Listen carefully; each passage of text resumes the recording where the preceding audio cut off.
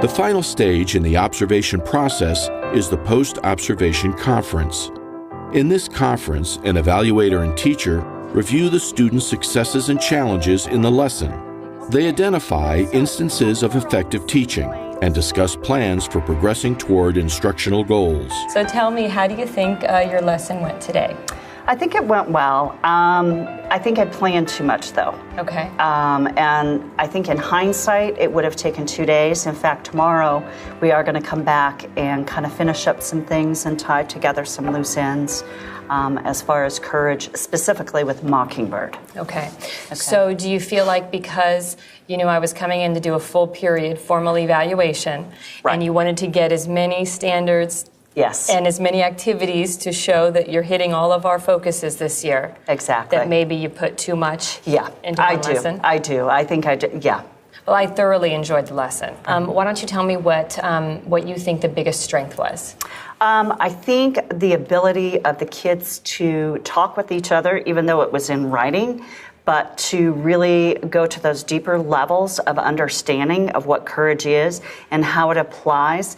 I think one of the strengths, too, was going back to Lord of the Flies, because the kids enjoyed that book so much. And so to be able to piggyback on that, even more so than just courage in their own lives, I think having them look at that literature and be able to apply it to another piece was really powerful. Yes, I totally agree with you. I think when you have not just one piece of literature, but when you're applying it to two different pieces, it just takes it to that higher level. Definitely. And I liked how not only did the students collaborate in their groups on times, discuss things before they wrote them, but then there was also the opportunity where they personally were responsible for writing something without discussing it. Exactly.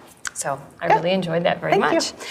Do you feel one of our other biggest pushes this year and for the last few years is to engage students in their learning?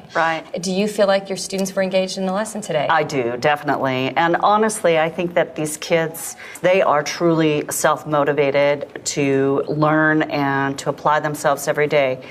But I also think some of that is the way I've set up the classroom environment, and they recognize that they have to think and process the information. And I've made that very clear from the beginning. They have to think. I can't think for them. Right.